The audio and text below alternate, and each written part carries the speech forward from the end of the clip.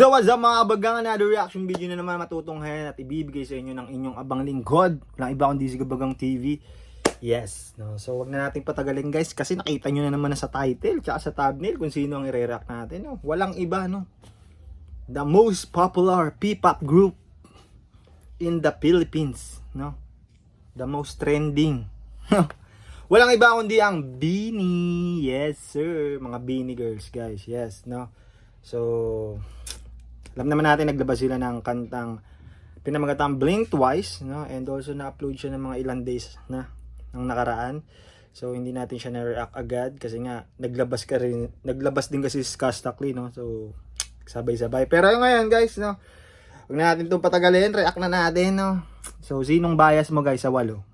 Ako nasabi ko naman na sa video ko, no? Walang iba kundi si Colette. Tingnan natin kung madadagdagan yung in-love natin kay Colette dito sa gagawin nating reaction video. So, record ko lang guys. Oy, record. Let's go. Ano daw? Wait. Fuzzy Heart, Zim Broom. Ano yung Fuzzy Heart? Rusty Bok, mabilis. Ang binubulong mo dyan, Sheena.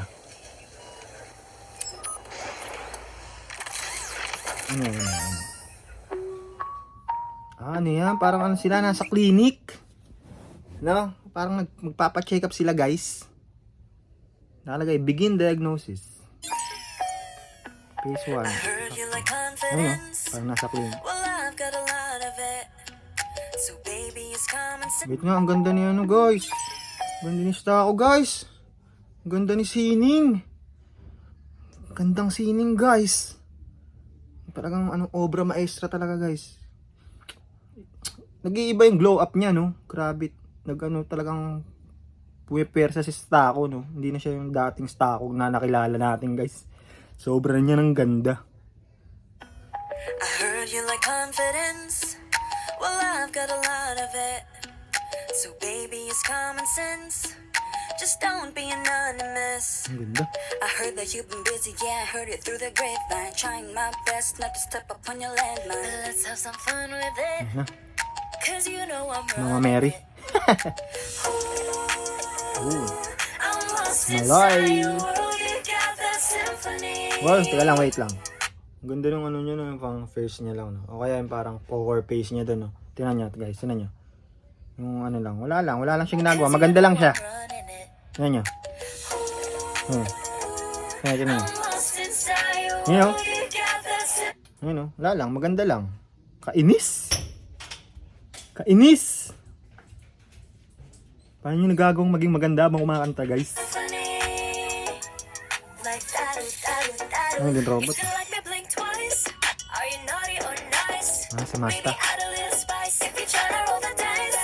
Oh, may bias. Si Mika. Ganda rin talaga ni Mika, nakakainis. Teka lang guys, hindi ko na ma-reaction video yung ano guys. Hindi ko na ma-reaction video yung lyrics. Na ano na agad ako sa mga mukha eh. Yung na-attract ka na agad sa mukha eh. Nakakainis. Kaya na ba umintindi sa lyrics guys ah. Pero English din kasi. Hindi kasi talagang more on kapag nanonood ako ng P-pop. Kasi di ba kunyari yung ano. Example na lang yung ano. Yung mga kanyari Blackpink, hindi ko naiintindihan yung Korean pero nahook ako kasi nga ang gaganda, no? So parang ganito guys, na minsan yung lyrics di ko na maintindihan pero nahook ako kasi maganda yung tugtog, lively, jolly, mga ganun. Kumbaga parang nabubuhayan ka na, tugtog pa lang, no? Kahit di mo naiintindihan lyrics. At may mga ganyan naman talagang kanta na parang minsan hindi mo na yung lyrics is di na nagmamatter sa'yo, no? So ganun na lang din, enjoy na lang natin yung music.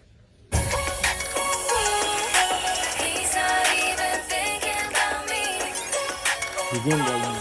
Phase 2 na tayo guys. Phase 2. Ay, si Gwenny. Walang sexy. Walang. Bak natin guys. Ang sexy ni Mika dito guys.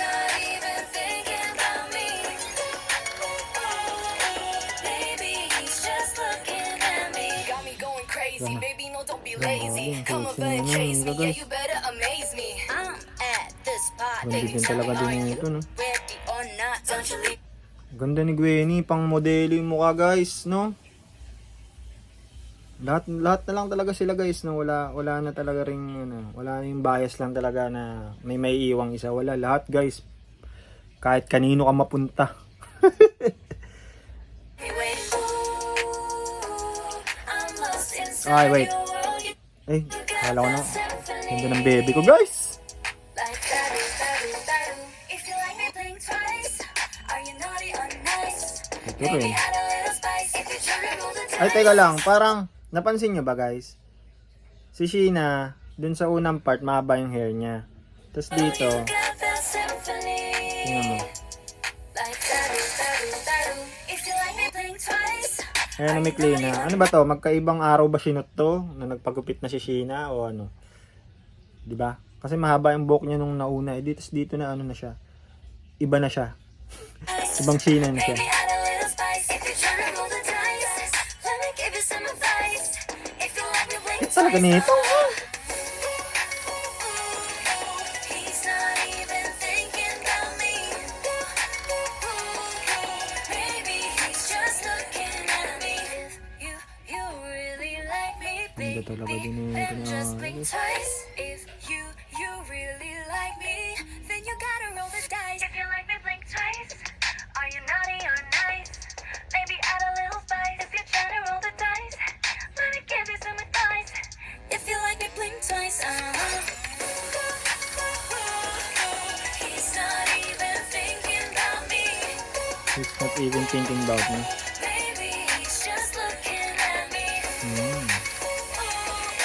He's not even thinking about me. Ganda talaga nila guys. Maybe he's just looking at me. Ano to? Okay. Blink twice. Siyempre, mata. Maybe he's just looking at me. O, ikaw na maganda guys. Ang gaganda talaga ng mga to. Nakakainis. Anyways. Wala, maganda guys eh. Maganda sila guys. No? Pero, ayun, honestly speaking, yung blink twice nila, okay, hindi siya ganong kabit. Dito. Ano ba yung Salaming Carrera or ng Cherry on Top?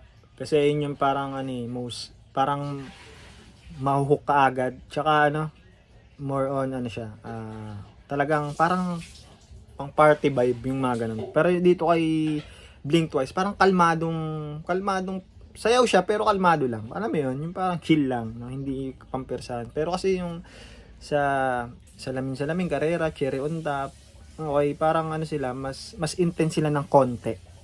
Okay, kumbaga ito yung Blink Twice, ito yung mga kantang yun. Kumbaga parang ngayon lang, yung ano lang, yung impact lang sa tenga. Pero overall guys, maganda ang kanilang ginawang release song. Okay, kumbaga medyo bumali lang din sila dun sa, kasi nga syempre, di ba? Marami silang ginagawang kanta eh, no? More on love songs na may pagka sayaw-sayaw, and then also ayun nga, may mga yung hindi ka na favorite ko talaga yung Wag Muna Tayo Umuwi, yun parang ano yan, chill vibes lang rin siya na medyo parang maging emotional ka pa nga eh. Pero ito nasa gitna siya guys, na medyo ano siya, chill vibes na pwede mong sayawin, pwede mo rin lang pakinggan, parang ganon. Okay, kumbaga hindi siya yung parang mapapainda ka na kagad ano sa pag narinig mo, pero pag nandun ka na sa kalagitnaan, cool din siya pakinggan. Okay? And overall guys, no, sabi ko nga kanina, mas napapansin ko yung ganda ng BINI kasi kapag ganyan nga, pag mga girl group, kasi dati yun, fan din ako ng ano, dati ng Blackpink, baba, Momoland, yan. Kung kilala niyo si Taeyang ba? Yan. So sobrang bias ko yung guys, talagang sinesearch ko pa pati IG noon. Kung nasa na siya, bakit siya umalis sa Momoland, mga ganun guys, pati si ano, tawag dito, sino pa ba yung crush? Si Rose. So, yun, lagi kong search sa IG, basta yung mga galaw. Kaya nga yung ano nag-tandem sila ni Bruno Mars, ayun, talagang todo nood din ako, no? So, ayun, kahit na sabihin mong puro hip-hop yung nasa yung alam kong mga kanta, Flogis, Gasakli, Glock 9.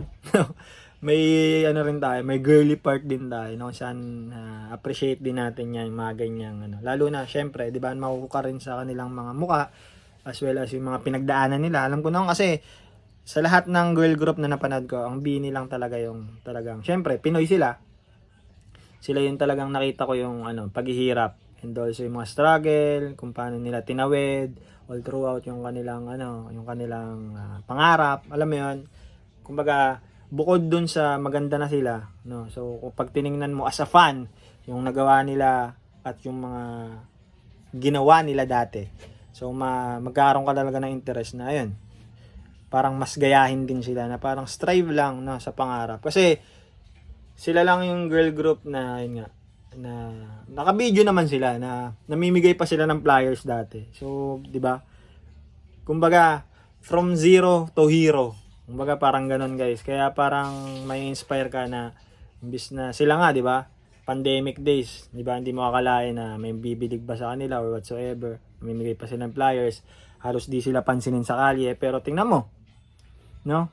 Sila ang kauna-unahang grupo na nagpuno ng Philippine Arena, di ba? So, sabi nga nila, walang imposible, no?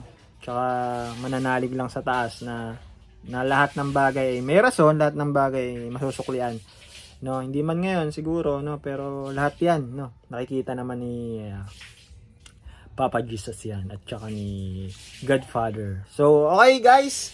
Ayun lang naman, no. So, di ko alam kung may marirelease pa silang bago kasi nga naka-concert sila. Naka-concert mode ngayon ng Bini, gawa nga ng world tour sila ngayon, okay? So, titingnan natin kung in between sa mga concerts nila maglalabas pa sila ng mga, alam mo yun, another singles nila or mga siguro tingnan natin sa mga susunod na buwan kung anong mga ilalabas nilang mga kanta. So yun lang mga bagang, maraming salamat sa panonood, no. So kung ikaw isa ring fan ng isang fan ng Blooms, isang fan ng Bini or isa ka ring certified Blooms, so comment down below, no, kung anong mga pwede pa nating ma-reaction video patungkol sa kanila, no. So, yun lang mga baga. Maraming salamat ulit sa inyong panonood, no. So, kita-kits ulit tayo sa ating susunod na reaction video. This is one and only Kabagang TVCB. Kung di pa kadikit, chuchok na ako. Please subscribe my YouTube channel, like, comment, and share mo na yan sa kung saan man at kung ano man pwede mong may advice or may payo, comment down lang below. So, ulitin ko guys, this is one and only Kabagang TVCB. Maraming salamat sa panonood. Good night. Blink twice, are you naughty or nice? Good night, guys.